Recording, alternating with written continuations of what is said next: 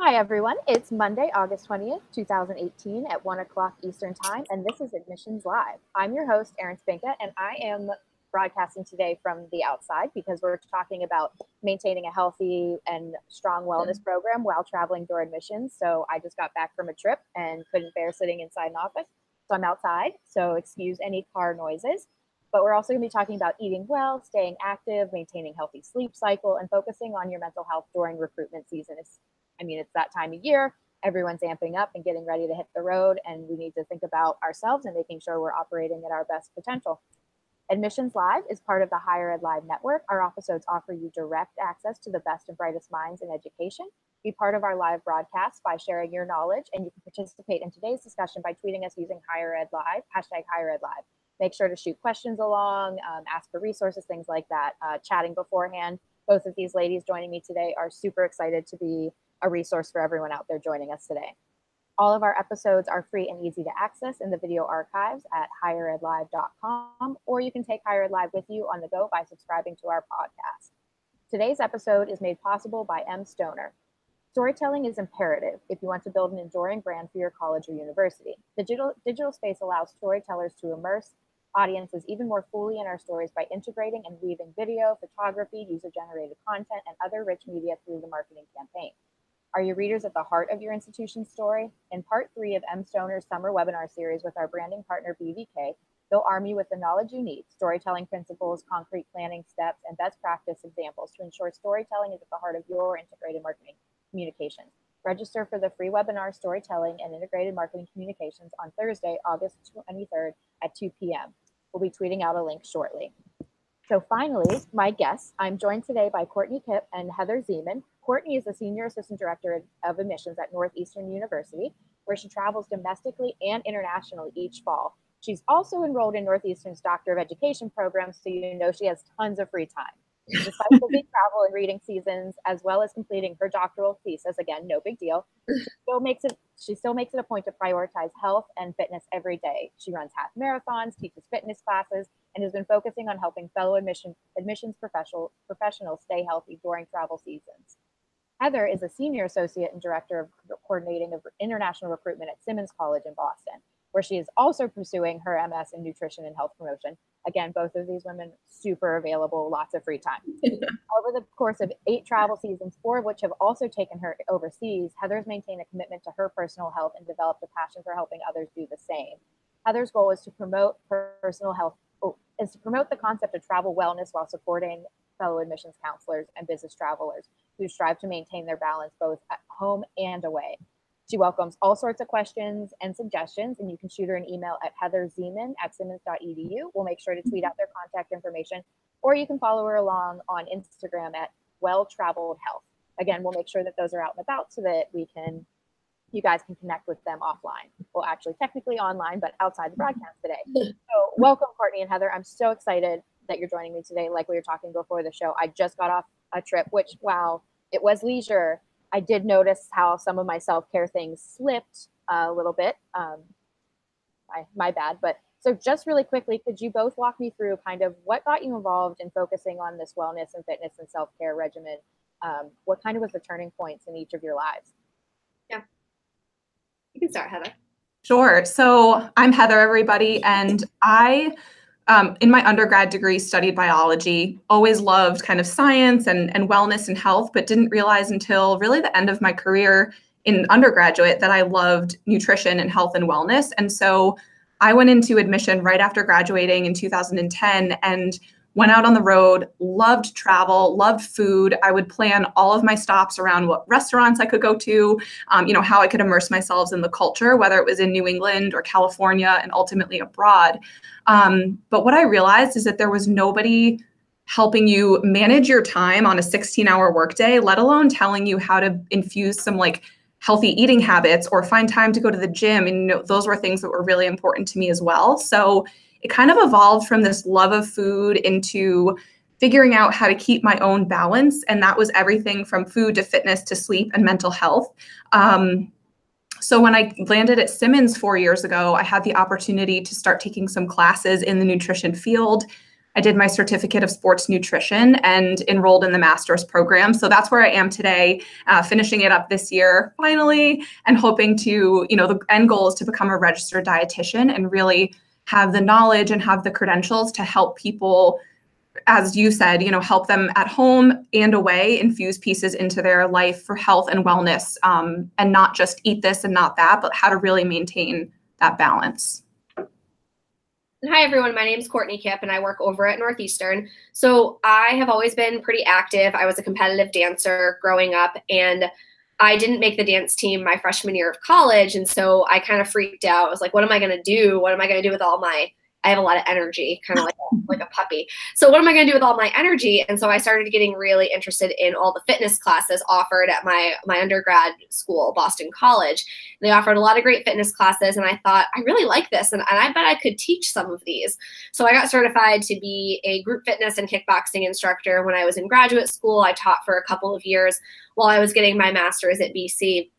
And from there, the love of group fitness kind of spiraled into love of all things fitness, from running to I've tried probably every studio class in Boston. And as I've gotten, older, I've tried to focus a little bit more on overall health and wellness, realizing that not only should I not eat junk food all the time because it, doesn't make you look good, but it doesn't make me feel good either.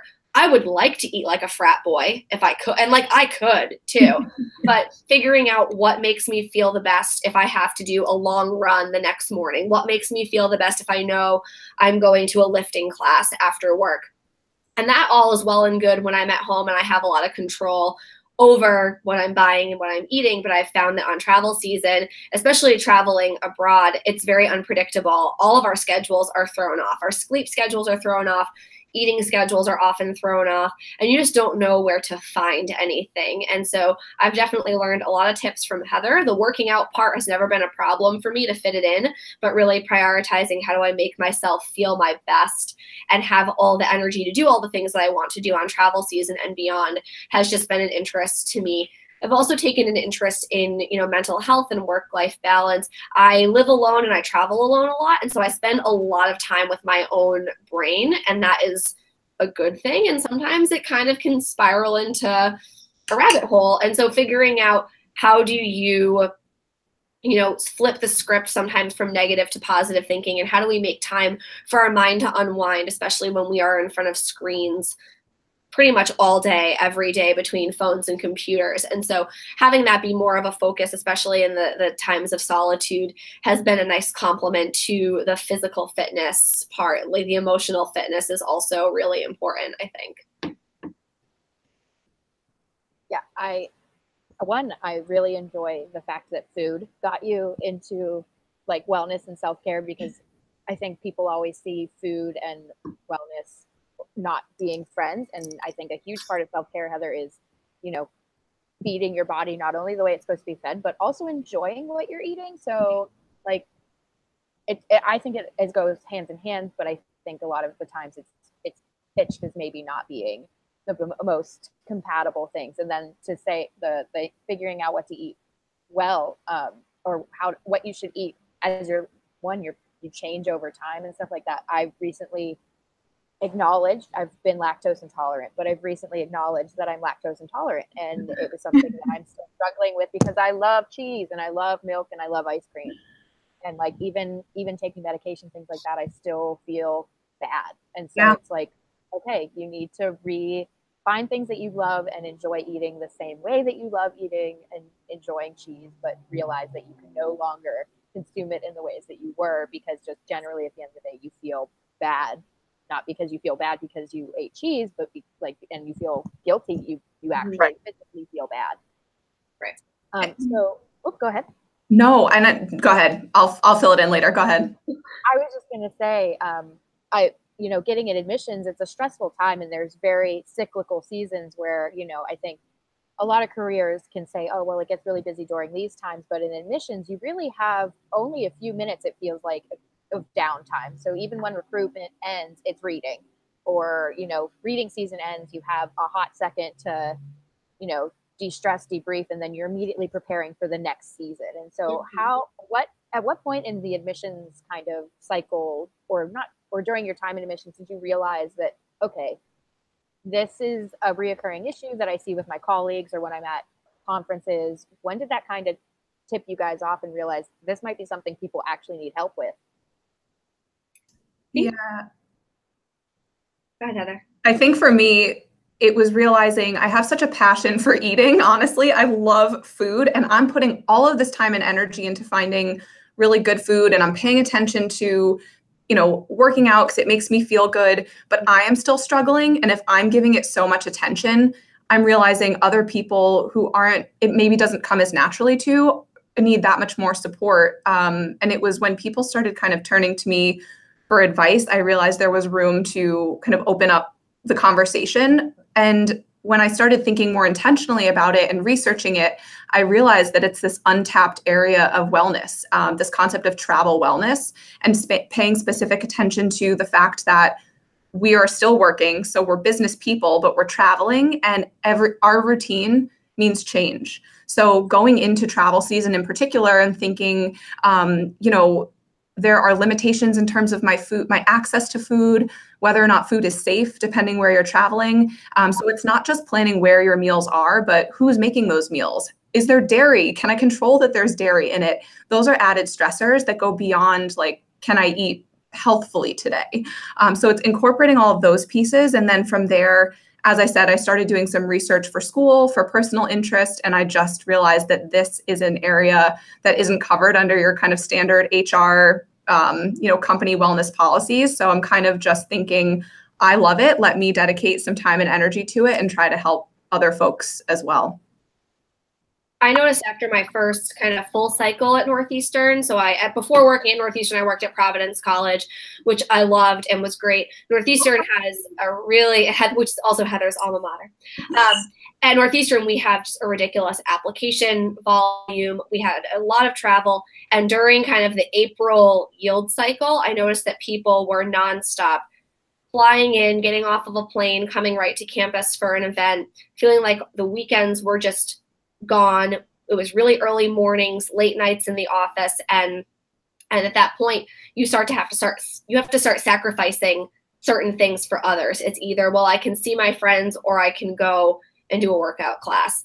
I can pick up something really quick at the grocery store and pick up something quick from a fast food place and be able to sleep an extra half an hour, or I have to spend that time making food, doing dishes. Like, I can clean my apartment, or I can sit and read a magazine for half an hour. You literally can't do all of the things in one day.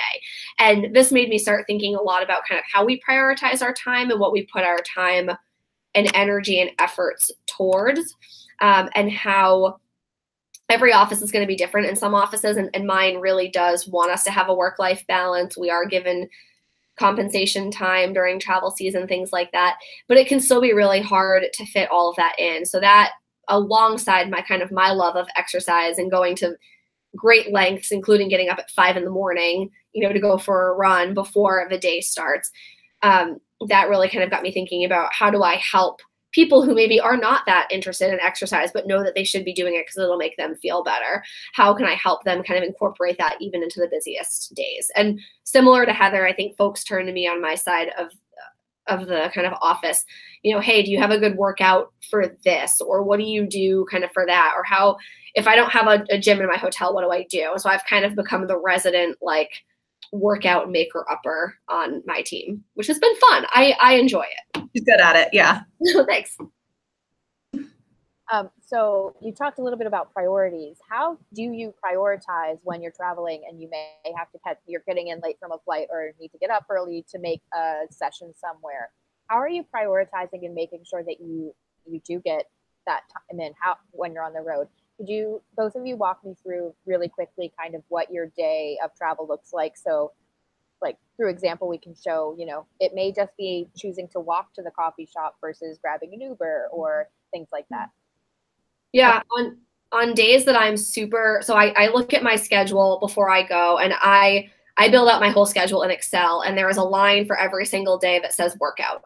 And so I build in workouts on days where I have more time. That could mean a longer run. It could mean going to a class.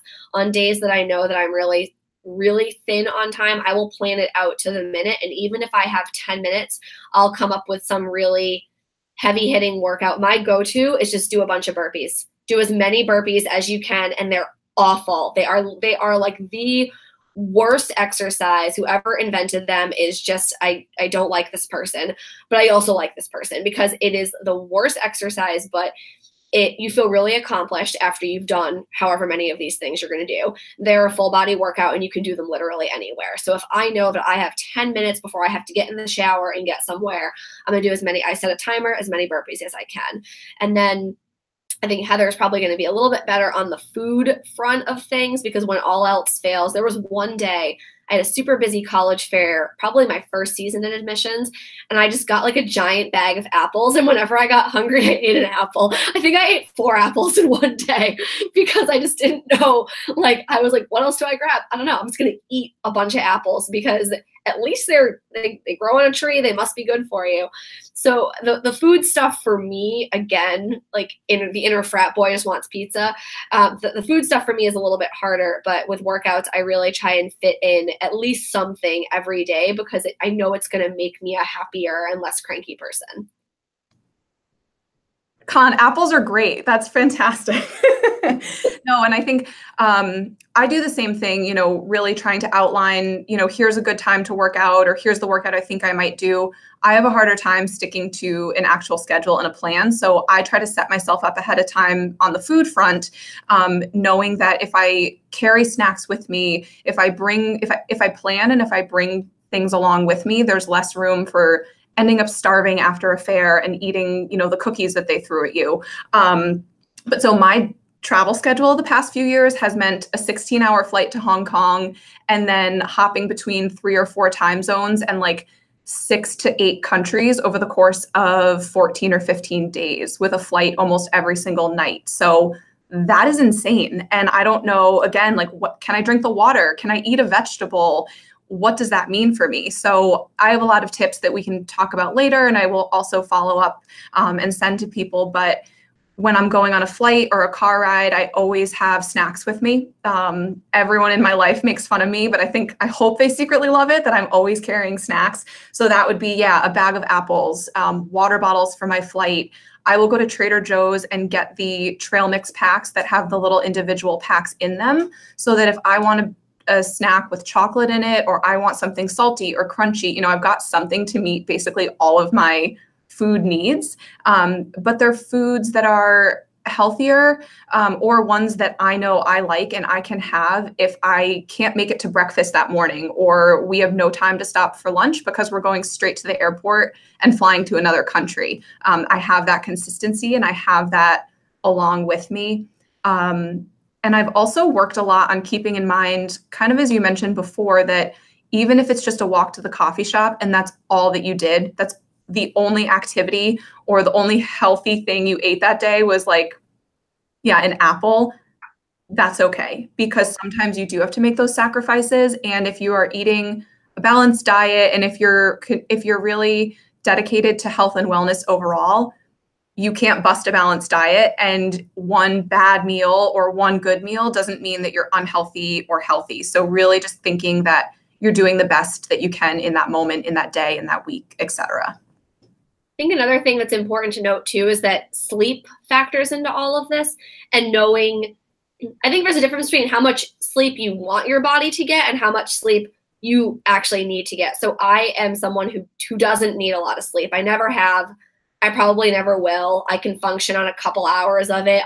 It's gotten different as I've gotten older. I need more, but I am someone who can sacrifice an hour of sleep if it means getting an hour of exercise. And I know that actually works better for me than the reverse. And I think it's just kind of like knowing your body and trying it out. And if you try it out one day and you realize I really needed that hour of sleep, then the next day, if you know that you need to get at least 6-7 hours, then you have to sacrifice a workout, or maybe vice versa. But sleep is so important, especially for those of us, a lot of us drive when we travel. And so the last thing you want is to be on a busy highway on a long road and feeling like I'm going to fall asleep unless I go and get caffeine or something. Like, you should be able to stay awake without having that that crutch of needing to have something.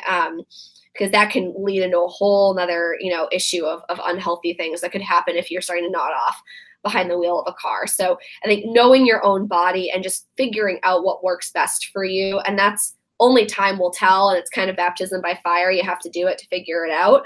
But travel season, it kind of helps you realize really quickly what you need and what perhaps you can sacrifice, because ultimately you have to sacrifice something.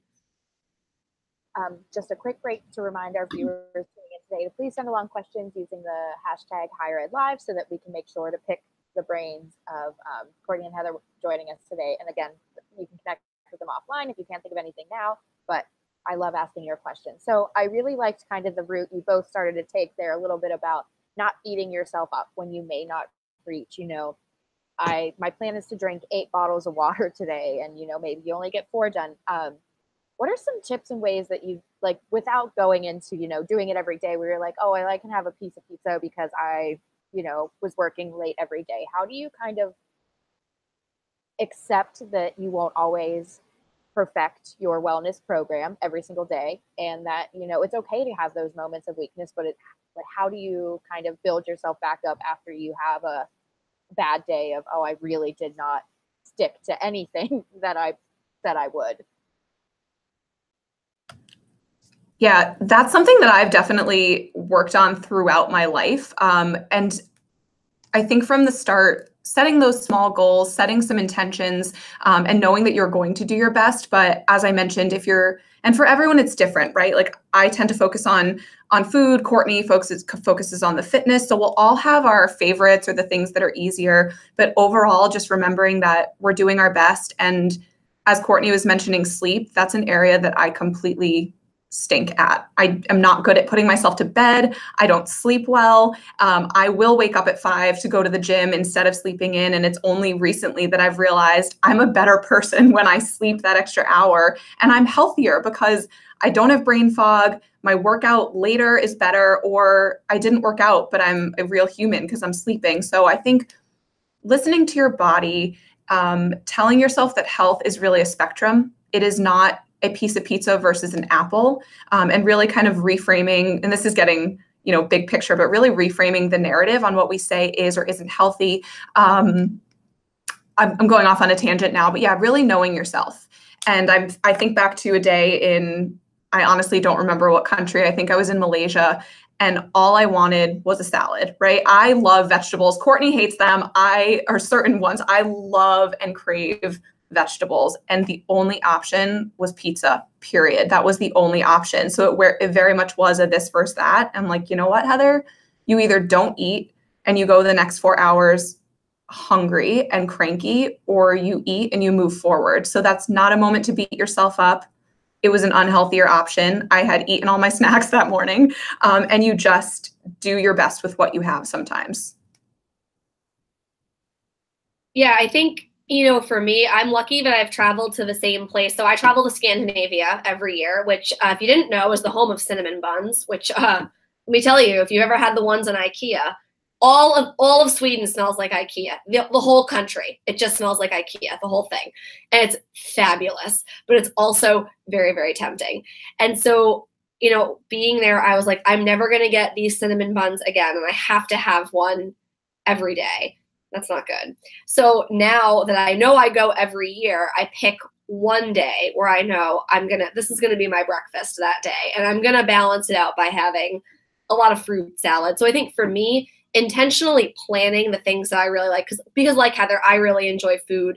I like going out to eat. I like trying new food as well. So planning out, when am I going to try something really, a really big meal? When am I going to try something really luxurious so that I really can't have in the US? This year, I'm going to be traveling, in addition to Scandinavia, to France, where I studied abroad. And it's the home of bread, cheese, crepes, wine, all of my favorite food groups, but things that you are really only supposed to have in moderation. And so I think for me, it's really going to be about what is something that I can't get back home, and what is something that is truly special and a treat versus something that you should have every single day.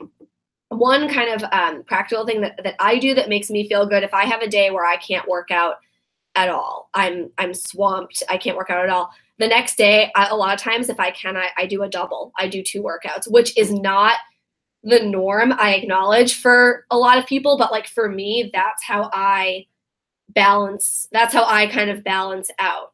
And also I think with the sleep thing, acknowledging that there might be a night where you go to bed super early and all those emails that are piling up in your inbox, they can wait until the next morning, because that's where the work-life balance thing comes in. This student is not going to fall over and die if you don't answer his email about AP credit that second. That can wait until the next day, and you have to prioritize yourself within that.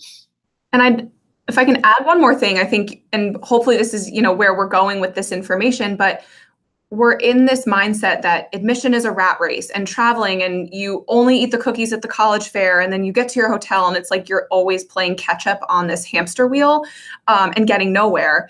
We need to change that. And so I think hopefully what people will take away from this is that if you take a few small steps, not necessarily to do 2-a-days or things like that, that you can make really small changes that will go a long way and hopefully make you feel better, period, but also potentially help you shift and transition to meeting goals or maintaining the goals that you've started for yourself over the summer, during reading season, etc. And we'll give you tips ultimately, but you can keep certain things in your control to help yourself through this time of year. Oh, I think you're muted. I couldn't get my mouse to click the mute button. I was like, what's going on? So just like thinking that through, all the things that you said with, that balance, and this might be something, again, I'm thinking wellness, self-care. Are there things like email tricks? Like, do you put up, not an out of office email, but during especially busy times of the year, do you say, I've received your email, it may take me 24 hours to respond to you? Like, what are some tricks in that way that you kind of help, give that quick response of, don't worry, I've received your email, I will get back to you? Or, because there is just so much coming in, and thinking on the other side of the students that are like, oh, I really want to get in. Like, I'm nervous, I'm anxious. Like, are there any tricks that you two kind of implement that way to help ease both your stress at like, oh, someone just emailed me, I should respond, and the stress on the flip side of that student going through the process themselves? Yeah. So we're all in customer service, essentially. I work for Simmons College. We're a very small school, so very hands-on with our applicants, and we're expected to answer emails within a day, 2 days, even during travel season. If I'm abroad, I definitely have an out of office on, but if I'm traveling locally or depending where our counselors are, we're not necessarily putting up an out of office. So yeah, after 4 high school visits, then a college fair at night, and then however many emails, when the heck are you supposed to take time for yourself, right? So I think keeping this conversation in the office too, with your directors, with your supervisors, and calling attention to your own mental health and the work-life balance is really important. And I try to infuse that into our travel trainings. I empower everybody to bring this type of stuff up with your managers and in the pre-travel, departure kind of meetings that you're having. But yes, absolutely emailing people and saying sometimes, I got your email, I forwarded your questions along, I'll get back to you within the next day, is a wonderful way to approach that. And also, I turn off the email notifications on my phone, because if I'm at a high school visit, I'm not replying to that email, and seeing those notifications is only going to stress me out more. I will get to those emails when I get to them, and I'll definitely check in.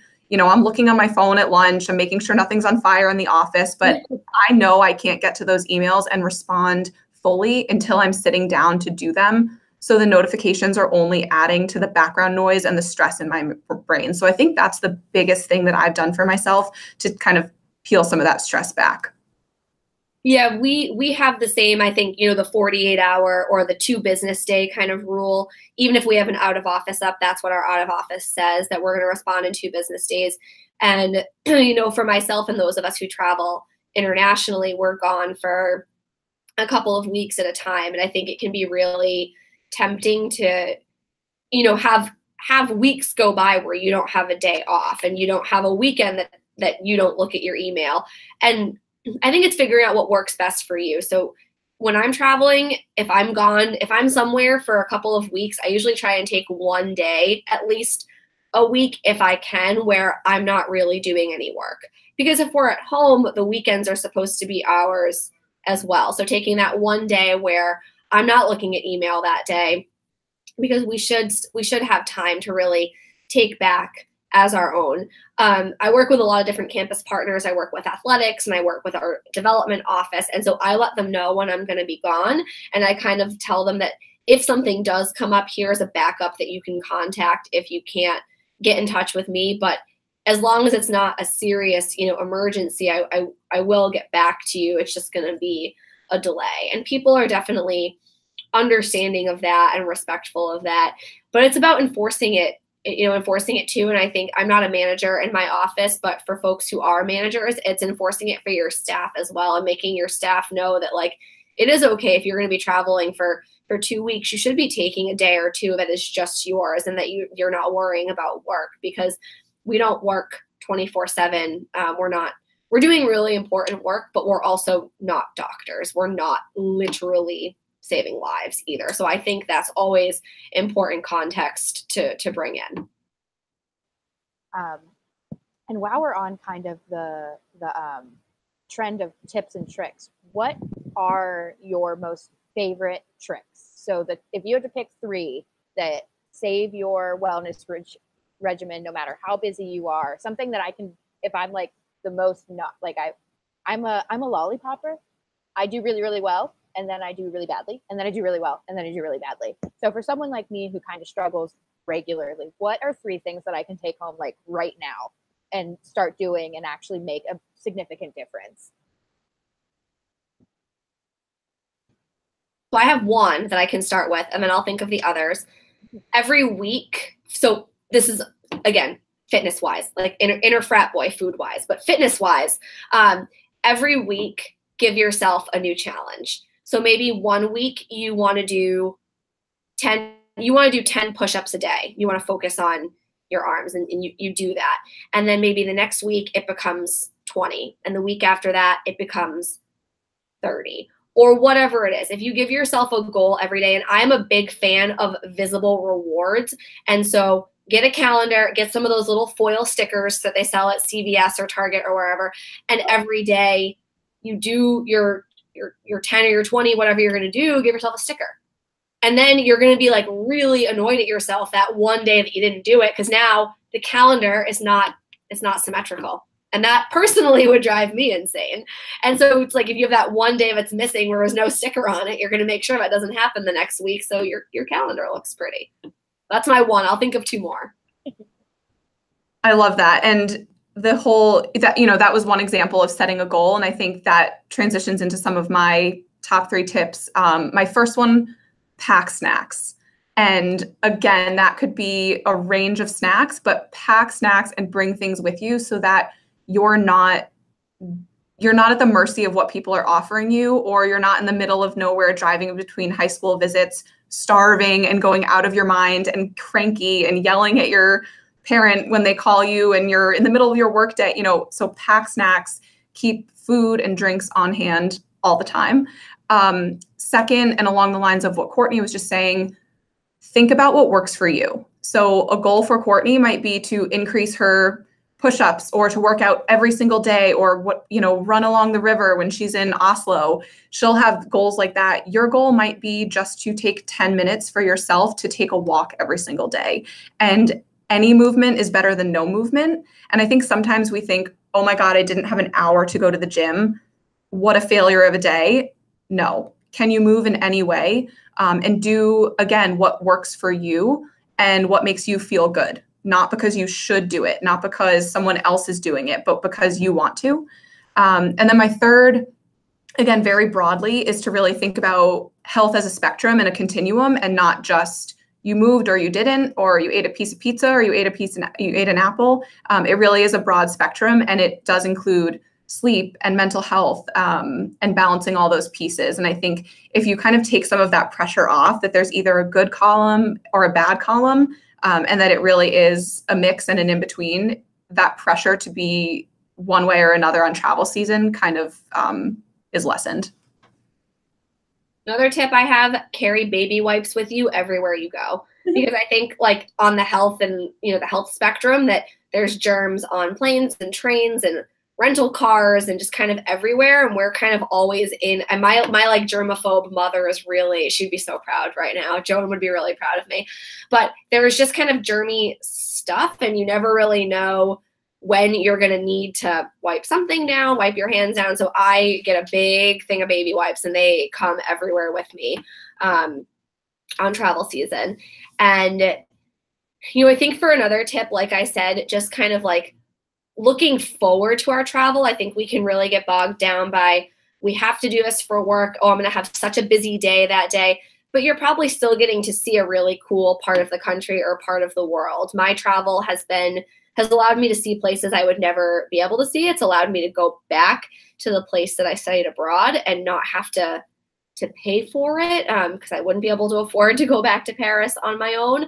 And so I think that we're really fortunate in a lot of ways to be able to do this work and to meet students from all over the country and all over the world. And it can be really exciting. So making sure that even on the days where you are super busy, where you haven't eaten well, you didn't have a good night's sleep in your hotel bed because it wasn't as comfortable as you thought it was going to be, having that mindset of I can find one really positive thing in today. So one thing I do on travel, I send postcards from every city I go to. I send them to my parents and I send them to my best friend and her husband. And it's really fun to be able to like pick out the ones that I think that they'll like the best. And again, I build out things that I'm really going to look forward to. And in one city, it might be this awesome workout class. And in Paris, it's definitely that I'm going to eat like at least 4 crepes. So it's all about that balance of what are you know, having things to look forward to and not beating yourself up if one of them is like something super unhealthy that you're going to eat. I also do postcards. I love postcards. Their 35 stamp is then 45 cents. And so now you've sent $1 and it's been great. And like you get a little note. Sometimes people aren't expecting it, things like that. I love postcards. My other question, so to follow up, you mentioned like baby wipes and I blanked on the other one. Snacks that are in your bags. What are some other things that you pack all of the time? Like if you were to reach into your travel bag, you always have baby wipes and snacks. And then what else? So I get the worst motion sickness on like everything. Heather, you've probably witnessed this a number of times, me in cars and anything that moves, I'm probably going to feel not so great on it. So I take ginger pills with me or those little gin candies. They sell them at Trader Joe's. So I bring those with me and I always have a box of saltines. I also have this giant scarf blanket thing, and I literally wrap it around my face on airplanes. Yes, I know. I look like a total, I was going to say it if you didn't, so I'm glad you did. Total lunatic, right? So you do it too, Heather? No, I was going to say I get a picture of you every flight, and I was going to say that you do that if you didn't tell me. I do. I literally wrap my face in this giant scarf. Yeah. A couple things that I actually bring my foam roller with me because whether or not I'm exercising, you know, you're sitting in the car and you're hunched over driving, or you're on a plane, or you're standing at a college fair, I am always sore and tight. And I actually bring a travel foam roller with me, which I got off of Amazon, and I throw it at the bottom of my suitcase. And then at the hotel, either in the night or in the morning or both, I will just roll out, honestly, usually my back, and it kind of like cracks my back in an easy way. And that makes me feel amazing.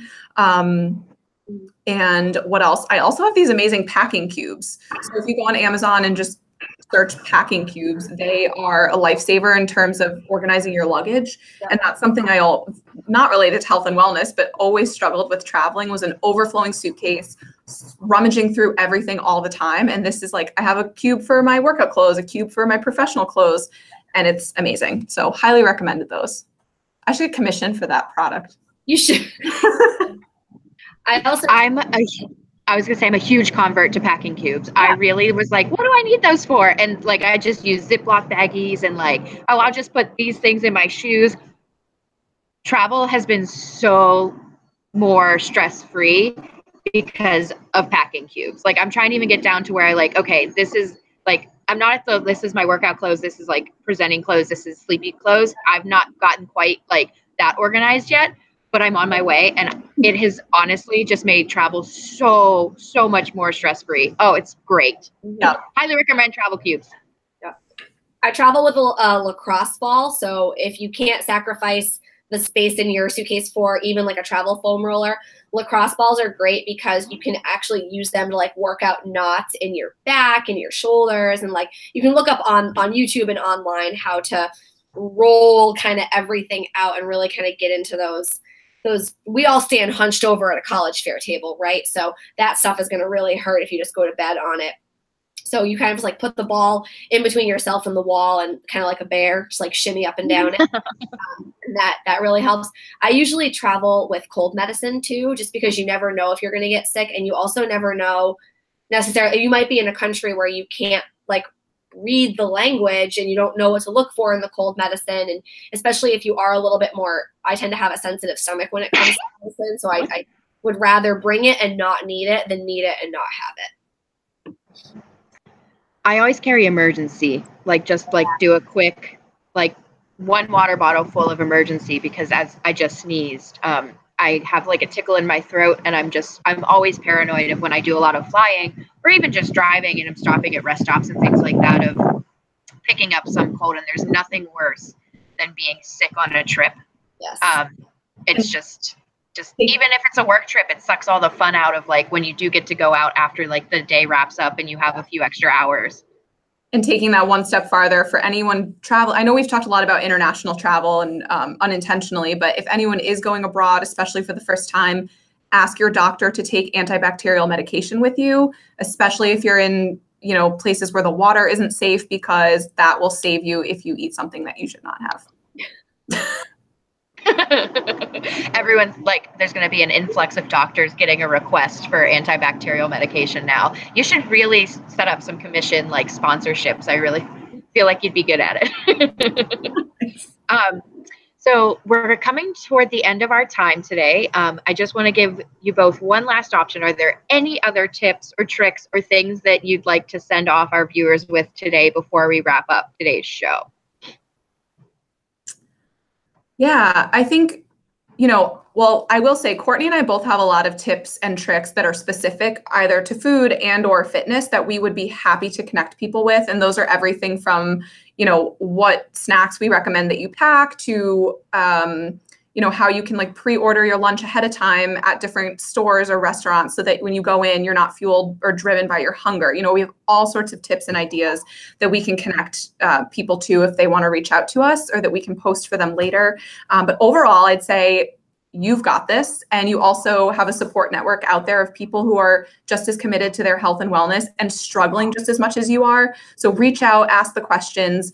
We are all here to help and support one another. And do you, because at the end of the day, you know what's right for yourself, and don't compare yourself to the person next to you because you're in different places, and that's totally fine. Yeah, I would say that there's, you have to go into travel season with a plan, and we all know how to plan. We plan our entire season. So go into travel season with a plan of here are the places that I want to eat, and here's where I think I can get healthy snacks, and here's how much I want to sleep, and here's what time I hope to power down my laptop every night before I go to bed. We all know that the best laid plans oftentimes don't work. So also knowing how you're going to go with the flow. And I think what Heather said is really key, that, one bad or one good choice doesn't make an overall person or diet or wellness regimen. It really is kind of a collective of all of the things that you do over time. So not letting one thing really beat you up, but figuring out what can I do that will make me overall feel better the next day. And yeah, definitely reach out to us if you are in the Boston area and you don't know and you're looking to know how to put together your own kind of workouts on the road. Like, I will totally meet up with you. I'm happy to do that because I love to work out. So if you couldn't tell by now. I really feel like you both have like just this potential business opportunity too. Like, you just be like wellness coaches focused on admissions. Coming soon. Yeah. Higher ed self-care. So, yeah. I want to thank you both so much for joining me and spending a little bit of your Monday afternoon chit-chatting and talking all these things. It's a huge, like, I'm sure the audience has noticed, I'm very passionate about it. Before we were talking, I'm very big into skincare as part of self-care. And so we were talking a little bit before the show started about things that I've just embraced and started doing to make myself feel better, even if people on the airplane look at me a little funny because I put a face mask on. So thank you so much for joining me. Thank you to our audience for tuning in. And thanks, as always, to our sponsor, M. Stoner, for helping us put this show together. And we will make sure to tweet out their contact information. And also the contact information is available on the website for this particular show. So get in touch if you have any questions. Have a great rest of your Monday afternoon. Bye.